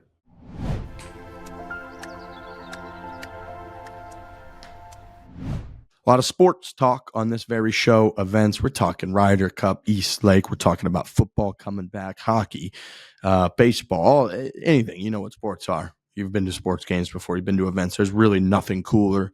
Game Time is the best way to do it. Trust us. Go download that app right now. Download it or go to the website, enter your email, just redeem code FORE. You get $20 off your first purchase. Terms do apply. But this is the exclusive ticketing partner of Barstool Sports, created by fans for fans. Game Time makes it incredibly easy. 2 taps, 10 seconds, best deals. Game Time's a no-brainer, ladies and gentlemen. I actually screwed up recently. This last weekend, the Lumineers were at Jones Beach, and I didn't realize it until the next day. They were there Friday, and I realized it Saturday. If I had just gone on Game Time, like I should have done and like everyone else should do, I would have seen the Lumineers at Jones Beach. Never been to Jones Beach before. Oh. It's like 25 minutes from my apartment. I love the Lumineers. It was all right in front of me, except I checked one day too late. So if you're listening to this, do not be like me. Check Game Time right now. Check Game Time every day so you do not miss the opportunity of a lifetime. Do not let it pass you by. Check Game Time. Go to a concert. Go to a sports game. Just get out there because I have huge regrets. You know who's coming to town in the little small venue in Westbury is Lee Bryce. I got a text from Lee Bryce's people in October. They're going to be coming in here for two shows, I believe, back-to-back nights.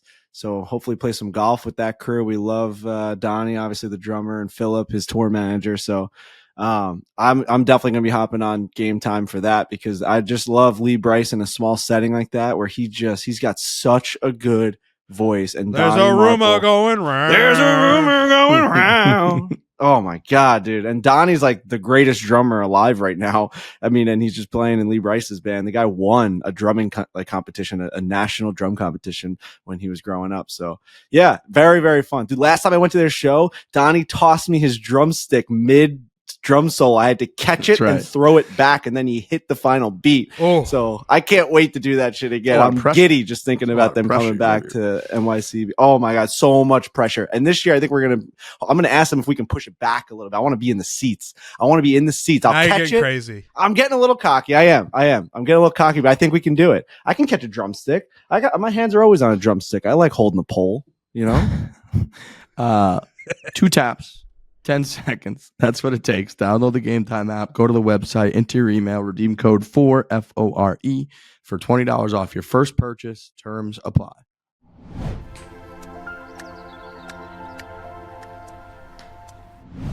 Okay, I am excited for this interview. We've got Billy Walters on the show, who is the author of Gambler, Secrets of a Life at Risk, a story about his life, which is a very, very interesting, unusual life. Billy's one of the bigger sports gamblers in the world, famous now for the relationship with Phil Mickelson.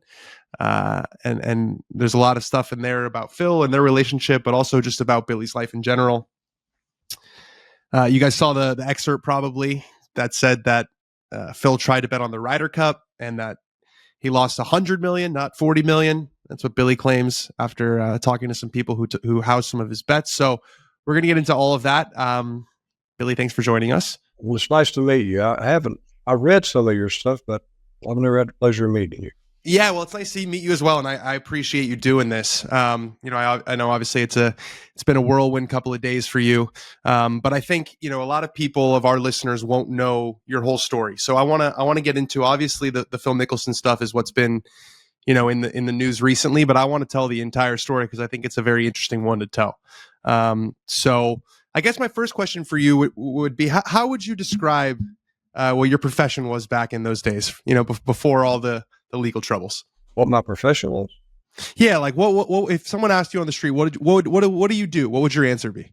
Well, I owned and operated, had 7 golf courses in Las Vegas at one time. I had 22 automobile dealerships. I bet on sports professionally, and I invested in the stock market. And I had some other passive investments, but generally I would describe myself as a risk taker. I took risk in a lot of different areas, and that generally I would describe myself as a businessman, as a risk taker, because all those things, as you know, Dan, they have risk attached to them. And how did that manifest itself when you were young? Like, were you always kind of the gambling type? Were you always trying to start businesses and kind of be one of those self-starting entrepreneurs? Well, really, Dan, my father passed away when I was a year and a half old, and my mother left, and I was raised by a grandmother, which ended up being a blessing. My grandmother worked a couple of jobs, and she was a great role model for me. I learned, things I learned from her were mutual respect for other people, a work ethic, what a commitment meant. And actually, my grandmother took me down to the small lake in the little rural town in Kentucky I lived at 7 years old.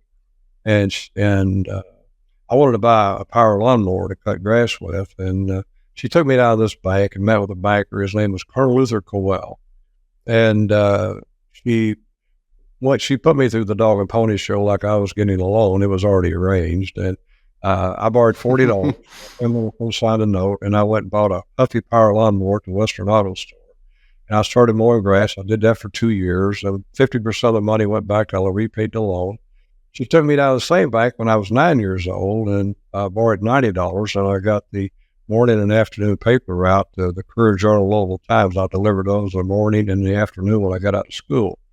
So that's really when I got my introduction to being a young businessman, so to speak, and having her as a role model and essentially the way I was raised up, I had a lot of motivation personally also to be successful. So I think it was a combination of those things, having a great role model and being introduced to responsibility and commitment and things like that at such an early age. When did you first meet Phil Mickelson, and how did that happen? I met Phil Mickelson in 2006. I was playing in the Pro-Am at AT&T Pebble Beach. I made the cut. It was on a Sunday. I was playing with Frederick Jockerson, and he was playing with Steve Lyons from Ford Motor Company. We happened to be paired together. And, of course, I knew who he was. I wasn't sure he knew who I was, but it became very apparent he knew who I was the entire round. The only thing we discussed was sports. It was a fun round of golf, and that was my first time meeting him. I didn't see him again until 2008. I was invited to play in the Pro-Am at the BMW Championship. So you were involved in the golf circles even until then. You were playing Pro-Ams. You guys have mutual friends. Well, I got in the golf business, Dan, in 1989. I bought my first golf course in Albuquerque, New Mexico. And I had one there. I had one in Arizona, 3 in Chicago. I built 7 in Las Vegas. And over the years, golf has really been my only hobby. And I know a lot of people in the golf business. And almost every friend I have is either came through directly or indirectly through golf. So, yes, I'm very familiar with golf, the people who are in it. So it's, we knew a lot of people in common, yes. So in 2008, when you guys first start your relationship, what is your, you said you've done all these different things. How were you spending your time? Was it primarily gambling at that point? Were you still owning and operating the golf courses, or how did this kind of relationship, business partnership take off? Well, I was still doing all the things I described to you earlier. But what happened, Dan, is I've won hundreds of millions of dollars betting on sports. As a result, a lot of bookmakers give me very small limits or didn't want my business. So I had business partnerships with people all around the world. And if someone was a partner that was acceptable to me and they had accounts that I didn't have, or they could range for higher limits than I could get, I would enter into a partnership with them. And really, Dan, that's what our relationship was. Nothing more, nothing less than a partnership, a business partnership betting on sports. That's how it began. We had that partnership lasted 5 years. Our friendship lasted for 8 years, at least what I thought was a friendship. I considered Phil to be a friend, not an acquaintance, and I've been around long enough to understand the difference between friends and acquaintances. At least I thought I had. And that was our relationship, nothing more, nothing less. There's 2 chapters in a book of 28 chapters, and the only reason he's in the book, it's not because of our gambling relationship. That has nothing to do with it. He's in the book because, Dan, I later on got involved in a legal case, and Phil was in that case, and in my opinion, he could have came forward and testified on my behalf, done nothing but tell the truth, and I don't think I would have ever gone to prison. And in this trial that I was in, I didn't testify myself. My lawyers thought we had the case won. It was a mistake. But Phil could have came forward and testified, and I don't think I would ever go to prison. While I was in prison, my daughter committed suicide. So, no, I can never forgive him for that. On top of that, as soon as I had a problem, he issued a statement, distanced himself from me. The entire time I was in prison, I never heard a word from him. When my daughter died, I never heard a word from him. When I got out of prison, I was at a club that we're both members at. And I was going to play golf, and I was on the range warming up, and I was walking off. And he walked up to me with that big TV smile, and he said, "Oh, it's so great to see you. And I'm glad to see you back playing golf again." And we had a few words, and I left. And bottom line is, the story with Phil Mickelson and Bill Walters, from my perspective, is when it was time for him to do the right thing and be a stand-up guy for a friend, he didn't do it. And that's the story, nothing more, nothing less. All the details about our gambling relationships in the book. And again, my primary reason for writing the book was to share my background with addiction, challenges I've had in my life. With sports betting being legalized today in the majority of the states, I see all these people getting involved in betting on sports, golf, football, whatever they're getting involved with. I see a lot of things that I faced as a young man, as someone who started gambling, and I wrote the master class. It's a encyclopedia on basically how to handicap sports, a betting strategy, and a money management system. Because I can see all these people getting involved in sports today, and they really got basically no chance the way the majority of them are doing it. You know, they have one account with one place. They don't shop around. They don't get the best prices. They have no idea what odds are laying. Most people are betting on the pretense they're laying $11 to win 10. Many of these bets you're laying $1.25, $1.30, $1.35. So in my book, I've included charts in there that explains, you know, if you're going to buy a half a point, what the fair price is to pay. I put in there how money lines compare to point spreads. I put a betting strategy in there. With those basic things, a bettor's got a fighting chance. The way it is today, the majority of these people win, they got no chance. I guess just to ask a more focused version of the question, when did the relationship expand from being just about sports and that arena to, you know, investing in other things? Well, he and I played golf together a number of times, and again, I felt like we become friends. We played golf one day, and after we played golf, we had lunch, and he asked me a casual question. He knew I invested in the stock market. He knew I was a substantial investor and had been successful. So he asked me, he said, you know, which are the two stocks that you like the best? And I'd owned a stock off and on for 10 years. And this stock was going through a breakup of the company. I believed they were. The stock was extraordinarily cheap. And I thought it was one of these rare situations you see in the stock market. You can't lose any money. You're going to make money regardless of just how much. I shared my input on both stocks. Admiral Pharmaceuticals was one, a San Diego pharmaceutical company, and the other was Dean Foods. And Phil went home and bought stock in Dean Foods and sold the stock 4 or 5 weeks later, made some money on it. And but it came up in an instant conversation over lunch after golf. They just, you know, like two people were sitting there, and he casually asked me, out of the stocks you own, which are the two you like the best? And I told him. So to make it clear, with the gambling, you were making the decisions as to what teams you were taking. It was basically he was just giving you money, and you guys would kind of split the profits. He put up half the money, I put up half the money, but yes, Dad, I made all the decisions. Yes, that's a given. So when you read that he lost $100 million, was that you losing the $100 million, or was that him? You know what I'm saying? Because you're saying that you made the decisions and you were making all this money, but how did he then lose all this money? Well, Dan, the betting partnership he and I had, he made money, I made money. It was very profitable. The money he lost all that money betting on his own. After I decided to write this book, I met two other fellows who are very credible that I note in the book, who he began with them in 1995. He started betting. They had every bit of the detailed records. When did he start with you? 2006, 2007? He started with me in 2008. Remember, I told you I met him at Wachovia. 2008. Late. Yeah. And we started our partnership shortly thereafter. But I met these other fellows. He'd been betting with us since 95. I was unaware that at the time we developed a partnership. If I'd have known it, I would have never gone into a partnership. Right, because that's you don't want multiple guy getting advice from multiple places. I'm telling you, that's kind of dishonest in and of itself, is it not? Well, in our relationship, I was supposed to do all the picking.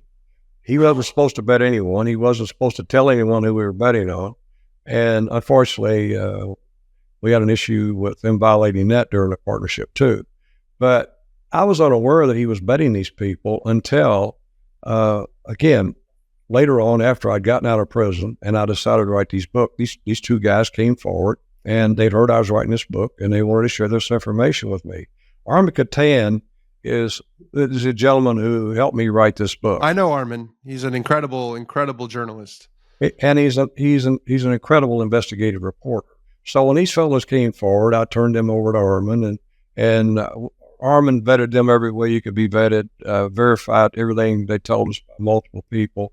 The Simon & Schuster lawyers verified it. They turned over documents of every bet, the dates, the times, the wins, the losses, the entire thing. So they had complete detailed records, and I had complete detailed records from our 5 years of partnership too. I have to keep detailed records on every account that I have The same thing, who I bet, the time, the date, when, loss. So you have to keep those for taxes. So the records are all 100% documented, detailed records. This isn't something that he said, she said. So what you guys were doing was legal, you're saying? What he and I were doing was 100% legal. I'm not sure what he was doing with the other people were legal, but I'm 100% sure. So if under the laws, you could enter into an agreement where a guy was gambling on your behalf legally. 100% sure. There's no law that you can't be partners gambling. Okay. Yeah, I just didn't know. I mean, well, I'm very familiar with the laws, Dan, because that's one of the things I'm excited about today to see legalized sports betting. You know, I first moved to Las Vegas in the early 80s, and I put together a group of organized bettors. I was indicted 4 different times, Dan, for betting on sports because law enforcement didn't understand the difference. I was exonerated in every case. But now to see that sports gambling is legalized in the majority of the states, it's a dream come true for me. Someone can make a bet on a sporting event without being unfairly judged that you're a criminal or you're doing something illegal.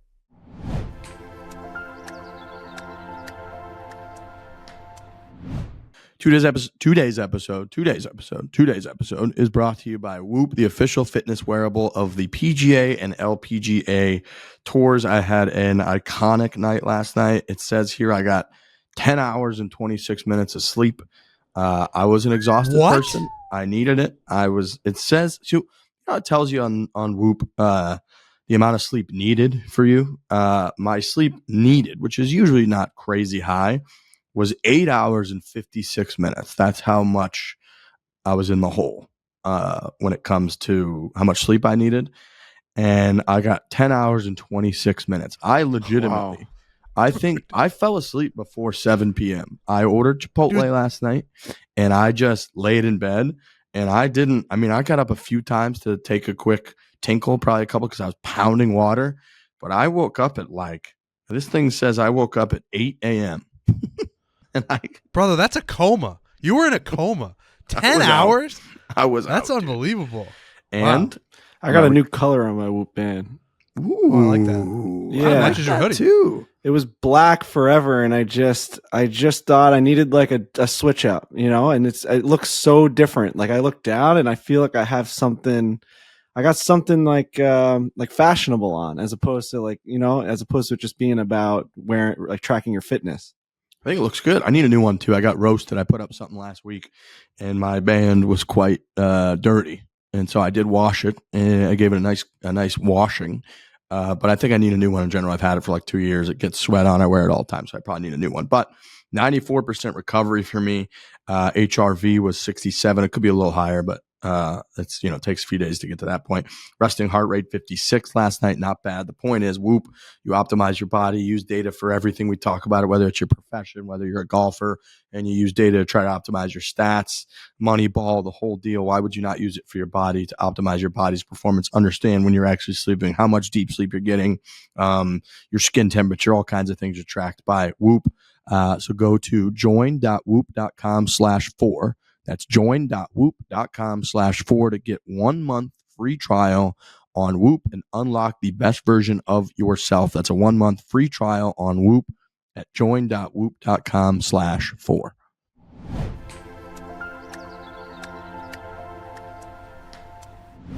So you said you had, you've overcome addiction, but you don't consider gambling to be one of your, is it an addiction? You talking about today? Yeah, today, but in the past, because Phil's obviously, that's been a big part of Phil's story, is saying he had this problem and he couldn't stop. Is that something that you experienced in your life at any point? As a young man, when I started gambling, it's all in the book and it's in detail. That's one of the primary reasons I wrote it, for people who are just beginning to bet sports, and others, people who have alcohol addictions or whatever. As a young man, I did have a gambling addiction. And fortunately for me, there were a number of things that took place in my life, and I was able to overcome it and actually become pretty good at gambling. And I had an issue with alcohol that really affected the decisions I was making. I was a very young guy, and the old gambler's lament. The bottom line is, you get to betting, you're betting more money than you can afford to lose, and you've lost more money than you can afford to lose, and you're going to double up and catch up. And then the next thing you tell yourself is, okay, well, when I get even, I'm going to quit. Well, that doesn't happen. And And that anytime you have anything in your life, Dan, in my opinion, and you don't have control of it, you have an addiction. And I didn't have complete control of it when I was younger. I have total control over it today. I mean, it's pretty obvious. I made hundreds of millions of dollars betting on sports. So if that is an addiction, you'd probably like to have it. I would like to have it. If you want to pass over, I will definitely be a willing receptor. Do you think that they had it out for you because of your gambling winnings? Is that possible? Dan, I think originally I was misunderstood. When I went to Las Vegas in 1982, there wasn't any such thing as organized bettors. The only people that were organized and making a lot of money were organized bookmakers who were affiliated with organized crime. But when I went there, I think law enforcement originally mistook me, and they thought I was a bookmaker and affiliated with organized crime. That was the first case that came up. We went to trial in 1992. It's a famous computer case in Las Vegas. We were exonerated, but I think the original part of it was basically just misunderstanding. The unfortunate part of it was after they knew the facts, they still didn't back off. They felt like they had to justify, I guess, what they had done. But anyway, and then after that, I was indicted 3 times in Nevada court for the same thing, betting on sports related. And I went to court. The judge threw them out all 3 times. Some of that was a little bit political too. I supported the attorney general's opponent in the election. At least you're upfront about it. Well, again, if you read the book, Dan, one thing you're going to see, it's not a vanity book. It's everything that's in the book. Anybody who reads this book, you're going to come to a conclusion in a hurry whether I'm a credible person or whether I'm not. And that'll be for you to decide. But when you read the book, I think you're going to find out in that book what people already know me. I'm a very straightforward guy. Right. The book is Gambler's Secrets from a Life at Risk. Billy, did you get the sense when you were working with Phil that he did have an addiction problem with gambling? Look, Phil is an action man. I mean, all you got to do is watch him play golf. I mean, here's a guy he's not looking to come in second in a golf tournament. He's trying any kind of shot in the world to win the golf tournament. Phil is a very aggressive guy in a lot of ways, as a lot of athletes are. But he's one of the more aggressive ones I've ever met in my life. Now, to me, gambling is all relative, Dan. Here's a guy who's made in excess of $1 billion. He just came out and gave a public statement. In fact, it's true. He's almost worth $1 billion now. So the amount of money he lost and in comparison to the amount of money he earned, I really don't think it's all that big a deal. Now, $100 million is a lot of money if you don't, to someone who's never going to have $100 million. But if you've got an excess of $1 billion, you made an excess of, looks like to me, whatever money he lost, I don't think it's changed his lifestyle. And it looks like to me, Phil's doing pretty good. So you don't subscribe to the notion that he went to Saudis because he had all these gambling debts. You think Phil's had enough money the entire time?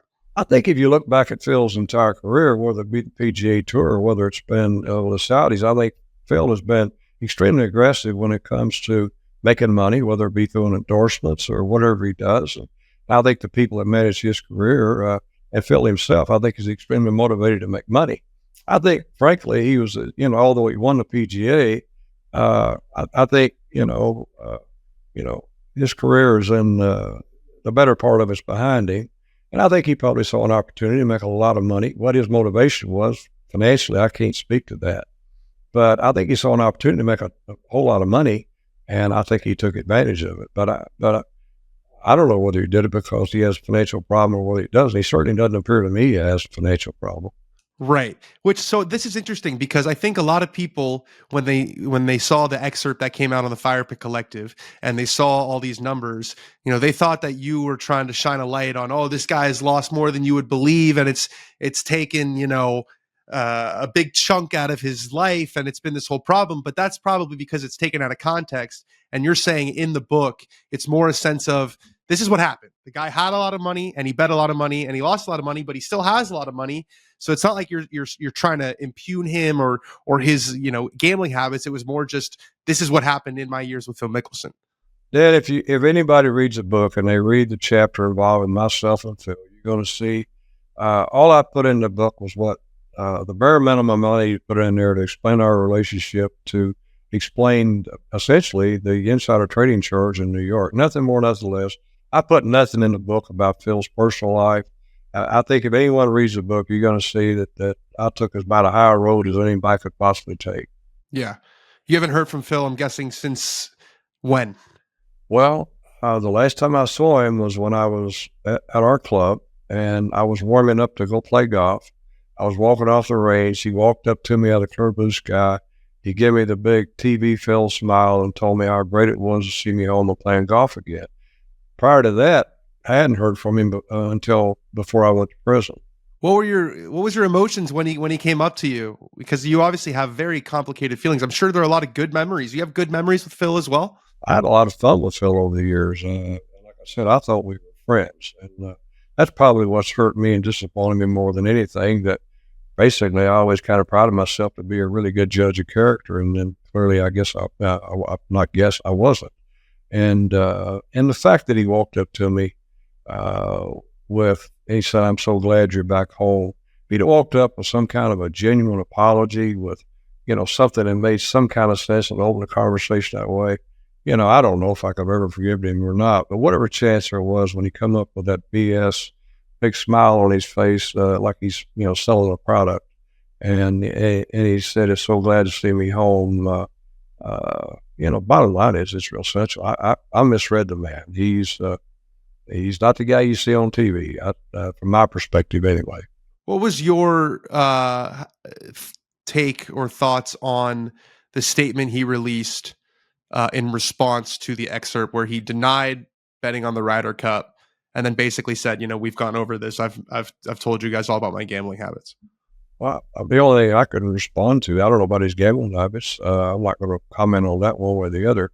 But the statement he released, I like the statement. He confirmed what I said. What I said in the book, and unfortunately it's been misreported by a few people, but I think the majority of them see it's about as clear as it can be. I never said he bet on the Ryder Cup. What I said was, Dan, he tried to bet on the Ryder Cup. I don't see one word in this statement denying that he tried to bet on the Ryder Cup, not one. Right. All he said is, "I didn't bet on the Ryder Cup." That's correct, and that's all I ever said. See, I never said he bet on the Ryder Cup, Dan. That's pretty apparent. And if anyone reads his statement and read, what I say in my book, we're saying the same thing. We're not saying anything different. It's the same thing.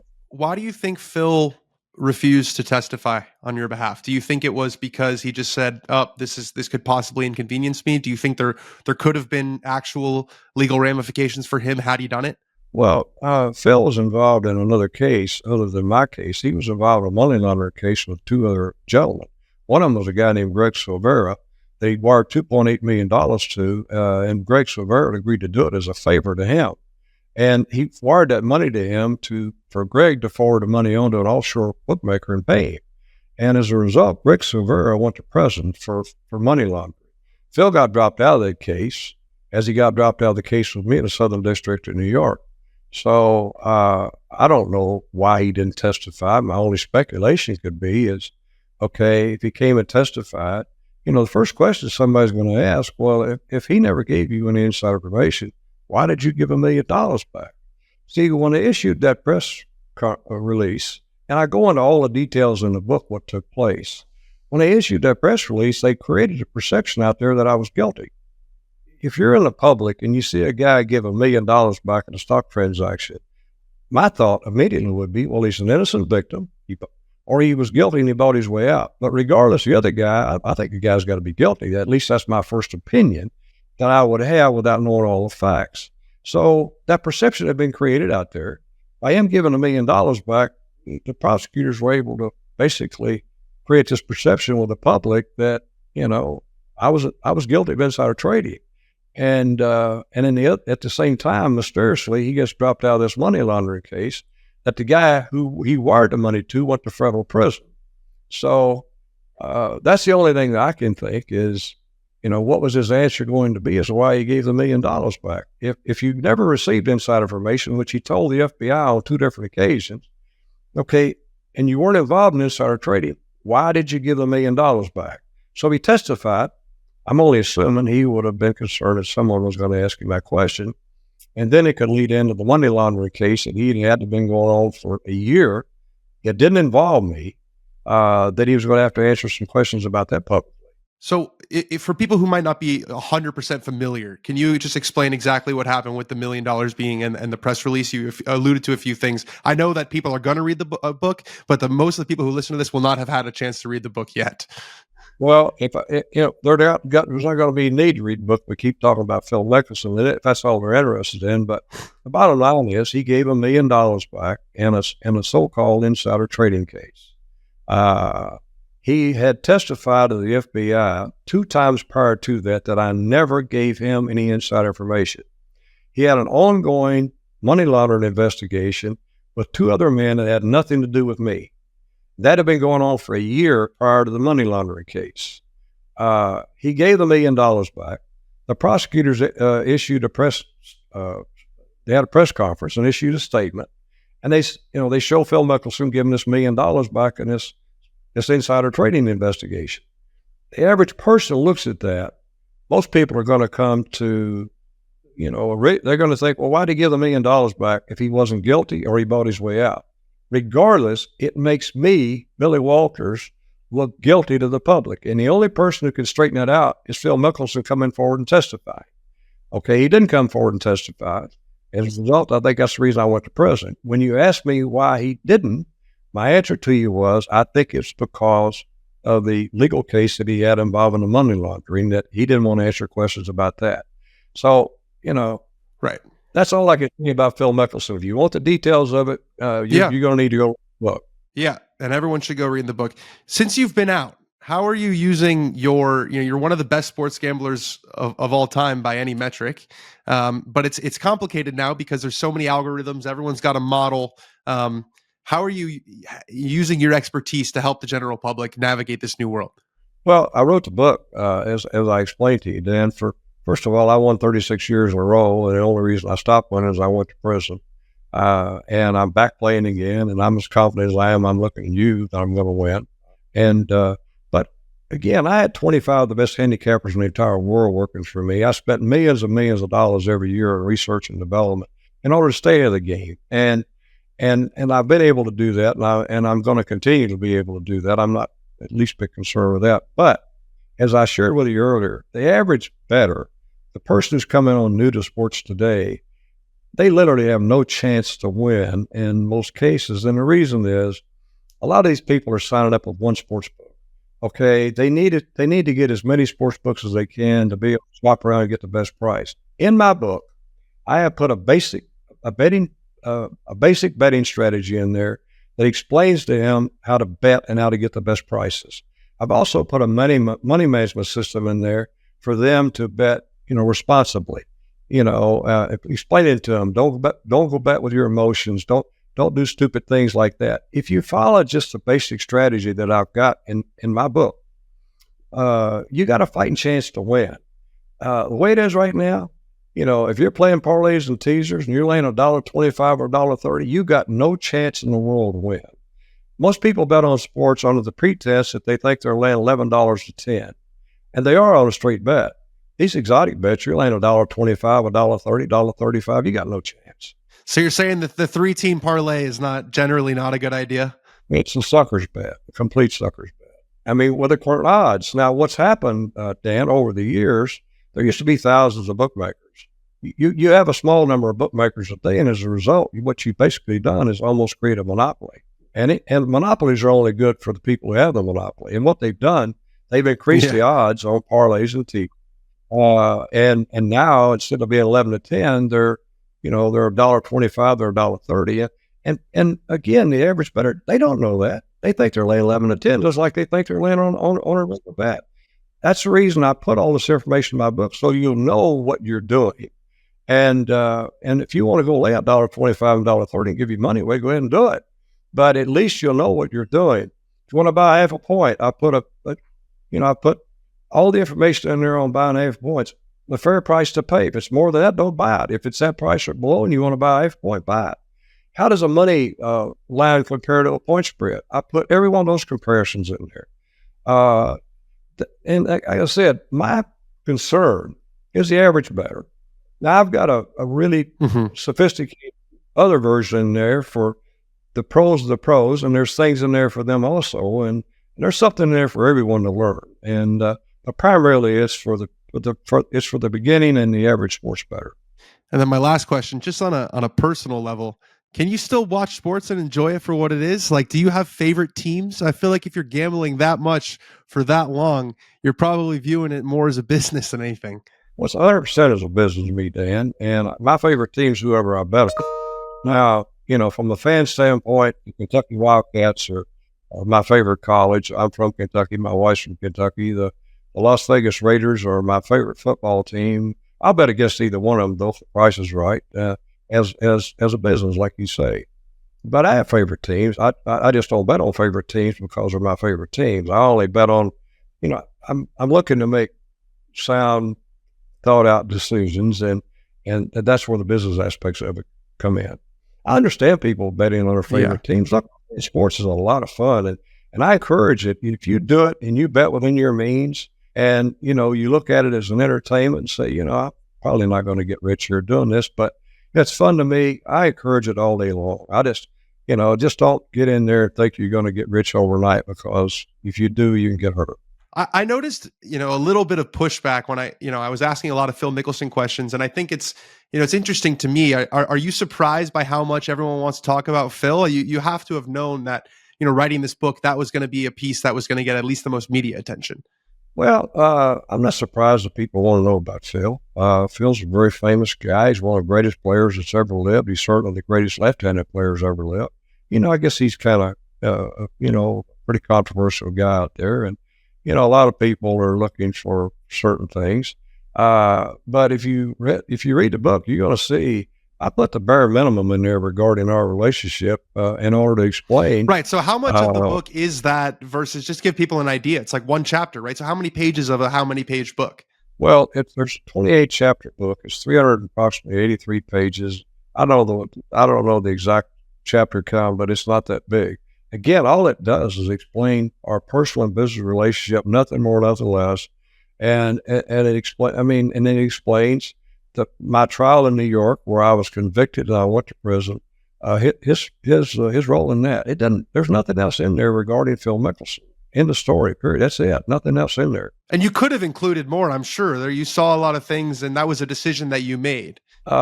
Undoubtedly, there's no question about that. And again, I'll leave that up to others. That wasn't my goal here. My goal was to simply explain what our relationship was and how he fit into me going into prison. Nothing more, nothing less. And when my daughter died in prison, I knew then I had to write this book. I had to tell this story. And you think, you think those two, was brutal for you, that experience, I have to imagine. Well, Dan, I think it'd be brutal for anyone. If you got a daughter who committed suicide and if you felt like you were outside, it would never happen. Well, I think it would devastate anyone. And that's soured that's something that's, like you said earlier, it's just unforgivable for you. Yes, that's unforgivable for me, especially, I can never forgive that. Gambler Secrets from a Life at Risk, Billy Walters. There's we got into a lot of the Phil stuff. There's a lot more in this book as he gets into just a legendary gambler. So definitely check the book out, guys. Again, it is called Gambler Secrets from a Life at Risk. Thank you so much, Billy. We appreciate it. Thank you, Dan. I enjoyed the visit.